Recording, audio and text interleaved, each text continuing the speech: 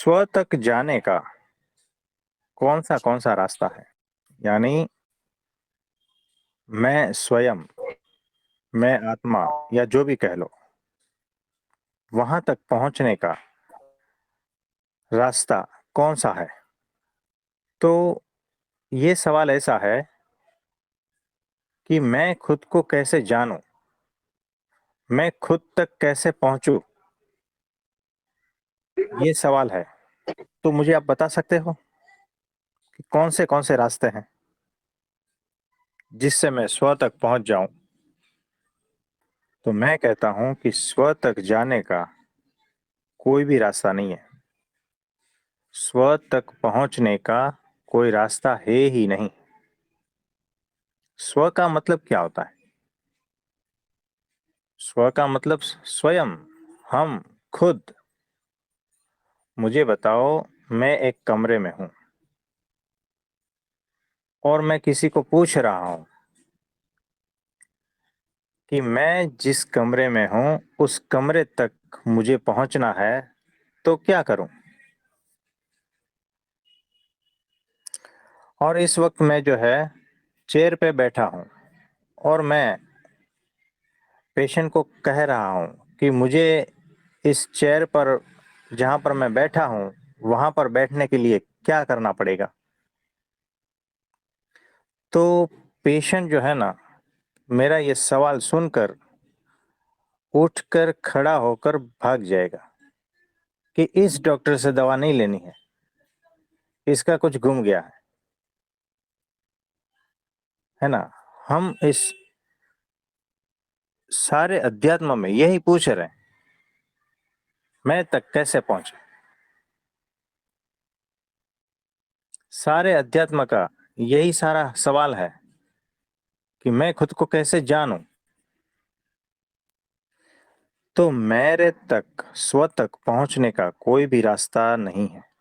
स्व तक जाने के सभी रास्ते अवास्तविक और झूठे हैं, क्योंकि तुम स्व में ही स्थित हो, सिर्फ तुम्हें पता नहीं है। तो बोलोगे पता कैसे करें? मैं इस चेयर पर बैठा हूं, पता कैसे करूं कि मैं इस चेयर पर बैठा हूं? है ना। यानी सूर्य पूछ रहा है कि मैं सूर्य कैसे हो जाऊं, पेड़ पूछ रहा है कि मैं पेड़ कैसे हो जाऊं। आप समझे? तो आत्मज्ञान का कोई रास्ता है ही नहीं। तुम आत्मज्ञान में ही हो, ऑलरेडी हो। जो भी कुछ ज्ञान हो रहा है आत्मा को ही तो हो रहा है, और किसको हो रहा है? राजेश भाई, तो मुझे बताओ, स्व तक जाने का कौन से रास्ते हैं? नहीं, कोई रास्ता नहीं। राजेश भाई को राजेश भाई होने के लिए कौन सा रास्ता है? नहीं, कोई रास्ता नहीं। मैं हूं ऐसा जानने के लिए मुझे कौन सी साधना करनी पड़ेगी? कोई साधना नहीं। है ना। यानी राजेश भाई को राजेश भाई साबित करे, उसके लिए कोई साधना की आवश्यकता है? नहीं।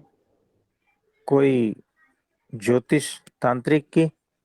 नहीं। यानी कुंडलिनी जागरण की? नहीं। मेडिटेशन की? नहीं। तो जो आप स्वयं हो, स्व ही हो, वहां तक कौन सा रास्ता आपको पहुंचाएगा और कौन सी साधना पहुंचाएगी, बताओ? कोई साधना नहीं काम आती। यानी मेरे पेशेंट को मैं पूछ रहा हूं कि मैं चेयर पर बैठा हूं, उस चेयर पर क्या करूं तो मैं बैठूं? है ना। कैसे पता चलेगा कि मैं इस चेयर पर बैठा हूं? ये सवाल ही बेहुदा है। आप जो ऑलरेडी हो, तो हो ही ना। कैसे साधना करके आप जो हो वो पाओगे? तो इसीलिए जो है ना, स्व तक जाने का कोई भी रास्ता नहीं है और सारे रास्ते जो है ना वो अवास्तविक और झूठे हैं। यानी स्व को जानने के लिए जो भी कुछ कर रहे हो ना वास्तविक है, व्यर्थ की बातें हैं और कुछ भी नहीं है। यानी सूर्य कह रहा है कि मैं सूर्य हूं या नहीं मुझे पता नहीं है, तो कैसे पता करूं कि मैं सूर्य हूं। यानी सूर्य का साक्षात्कार सूर्य पूछता है कि कैसे करूं।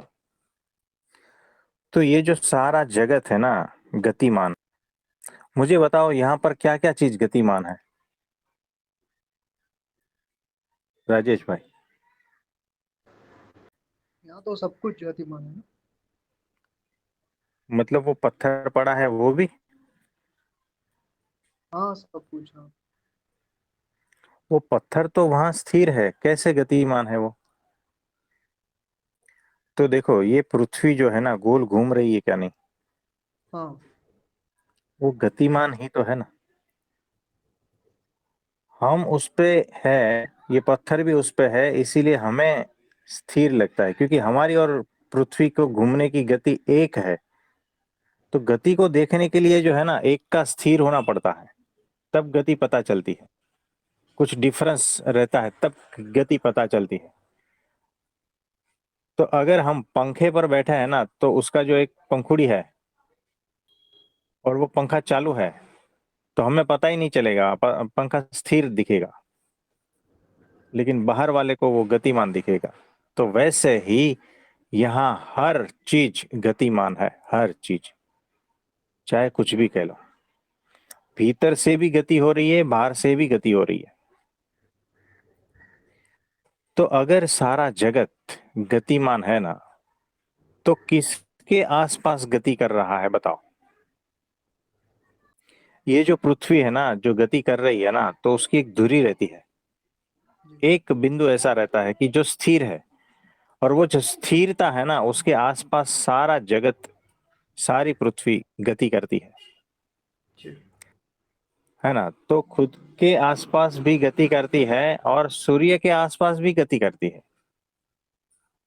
तो कोई एक ऐसा बिंदु है सूर्य के भीतर जिसके आसपास ये पृथ्वी गति करती है, गोल गोल घूमती है ना। जी।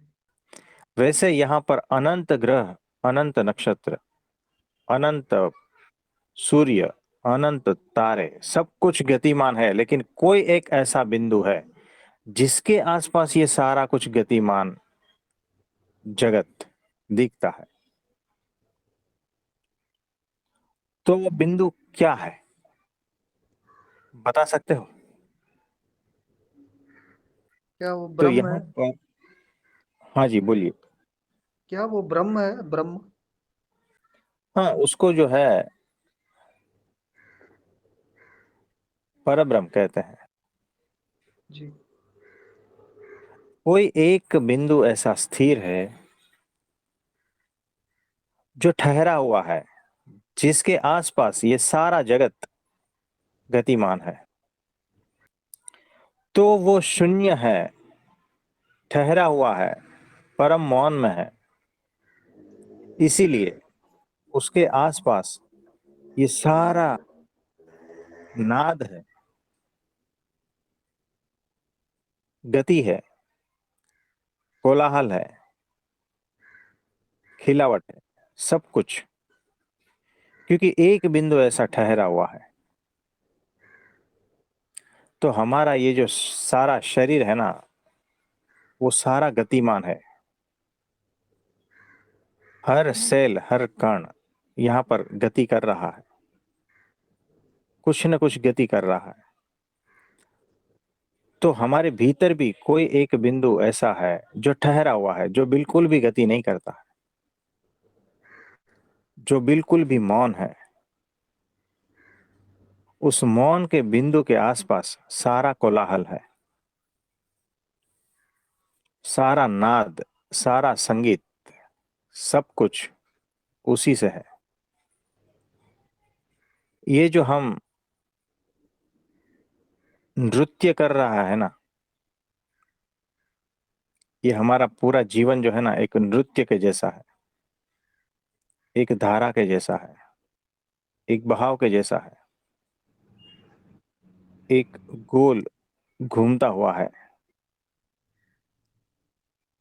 तो वो एक बिंदु भीतर कहीं पर भी ऐसा है जो ठहरा हुआ है, जो स्थिर है, जो परम मौन है। उस बिंदु को खोज लेना, यही अध्यात्म है। जैसे आपने देखा होगा कि वो जो कार है उसका व्हील घूमता है ना, जी। बैलगाड़ी है उसका भी व्हील घूमता है ना। तो व्हील तो घूमता है, गति होती है, लेकिन एक पॉइंट ऐसा है जिसको कील कहता है ना, जी। उसके आसपास पूरा व्हील घूमता है ना। तो वो जो कील है वो ठहरी हुई है, इसीलिए वो व्हील घूम रहा है। तो हर गतिमान उसके पीछे एक ठहरा हुआ बिंदु है। तो हमारे भीतर भी एक ठहरा हुआ बिंदु, वो जो है आत्म तत्व, उसको ढूंढ लेना, उसमें स्थित हो जाना। तो उस आधार को पहचान लेना ही और उसमें स्थित हो जाना ही समाधि है।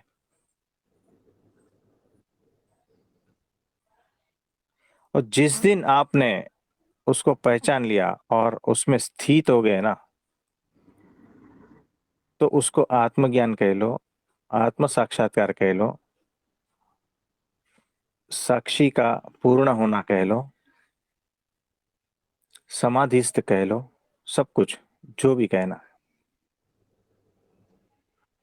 तो बचपन से अब तक आपका शरीर कितने कितने ढंग से बदल गया है बताओ। हाँ। है ना, सब कुछ बदल रहा है, आपके बाल से लेकर चमड़ी तक सब कुछ बदल रहा है, भीतर के सारे सेल बदल रहे हैं। लेकिन कोई एक ऐसा तत्व है जो इतनी समग्र यात्रा दरमियान भी स्थिर है। तो वो जो स्थिर तत्व है ना, उसमें आप स्थित हो जाओ, इसी को ही आत्मस्थ कहते हैं।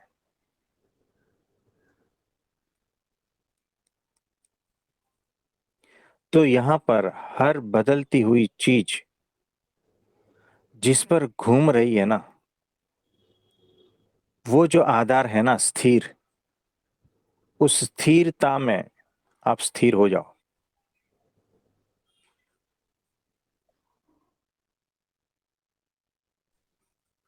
अभी तो जो है ना, हमारी हालत ऐसी है कि हम ये जो घूम रहा है, ये जो अस्थिर है, ये जो सतत बदलता है ना, उसमें ही लिप्त है।